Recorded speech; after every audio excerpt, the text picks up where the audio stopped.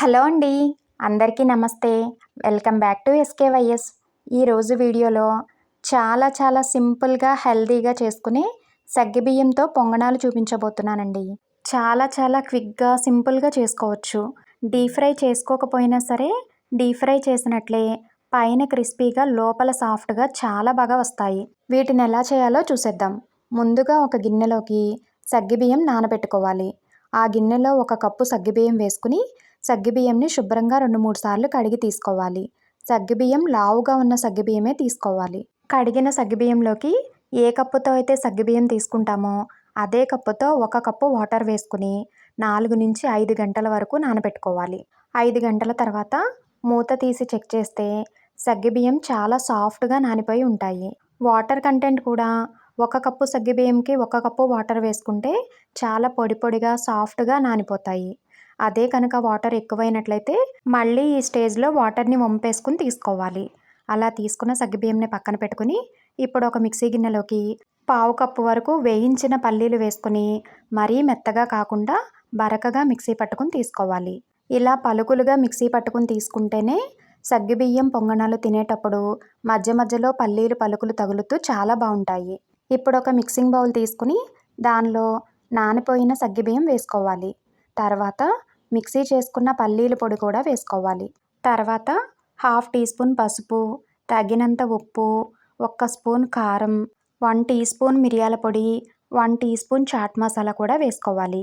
అలాగే సన్నగా కట్ చేసిన ఉల్లిపాయ ముక్కలు, సన్నగా కట్ చేసిన పచ్చిమిర్చి ముక్కలు, అల్లం ముక్కలు, అలాగే సన్నగా తరిగిన కరివేపాకు, కొత్తిమీర కూడా వేసుకోవాలి. తర్వాత 1/2 చెక్క నిమ్మరసం కూడా పిండుకొని 1/2 కప్పు వరకు బియ్యం పిండి కూడా వేసుకుని అవన్నీ బాగా కలిసేలాగా కలుపుకోవాలి.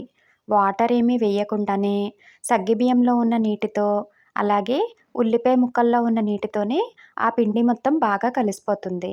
కొంచెం ప్రెస్ చేస్తూ కలుపుకున్నట్లయితే పిండి మొత్తం బాగా కలిసిపోతుంది. ఇలా కలిపిన తర్వాత బాల్ చేసుకోవడానికి వీలుగా వస్తుందో లేదో పిండిని చెక్ చేసుకోవాలి. మీకు కనుక కాస్త లూజ్గా అనిపించినట్లయితే మరొక 2 స్పూన్ల బియ్యం పిండిని వేసుకుని కలుపుకోవచ్చు.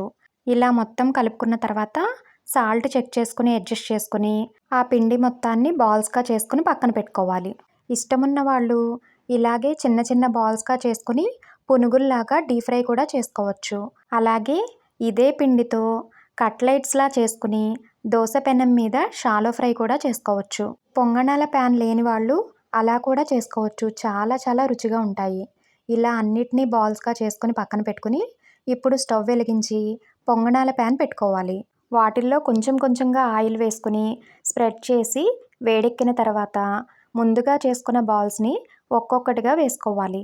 ఫ్లేమ్ని మీడియంలో పెట్టి వాటి మీద మూత పెట్టుకుని క్రిస్పీగా అయ్యేంత వరకు వేయించుకోవాలి.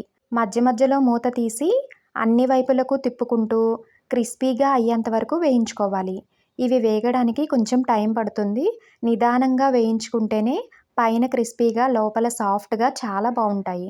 ఫ్లేమ్ని హైలో పెట్టి వేయించినట్లయితే పైన రంగొచ్చేస్తాయి కానీ లోపల ఉడకవు. కాబట్టి నిదానంగా మీడియం ఫ్లేమ్లో పెట్టుకుని అన్ని వైపులకు తిప్పుకుంటూ క్రిస్పీగా వేయించుకోవాలి. అంతేనండి. ఇక్కడ చూపిస్తున్నట్లుగా క్రిస్పీగా అయ్యేంత వరకు వేయించుకున్నట్లయితే సగ్గుబియ్యం పొంగనాలు రెడీ అయిపోయినట్లే. పిల్లలు కూడా చాలా ఇష్టంగా తింటారు. పిల్లలు స్కూల్ నుంచి వచ్చేసరికి ఇవి చేసి పెట్టండి, చాలా ఇష్టంగా తింటారు. అంతేకాకుండా మార్నింగ్ బ్రేక్ఫాస్ట్లోకైనా చాలా బాగుంటాయి.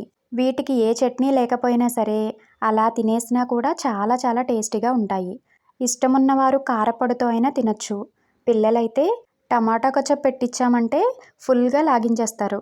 మీరు కూడా ఇలా ఒకసారి ట్రై చేసి టేస్ట్ చేసి మీకెలా వచ్చాయో కమెంట్ చేయడం మాత్రం మర్చిపోవద్దు. వీడియో నచ్చితే లైక్ చేసి షేర్ చేసి సబ్స్క్రైబ్ చేసుకోండి. Thank you.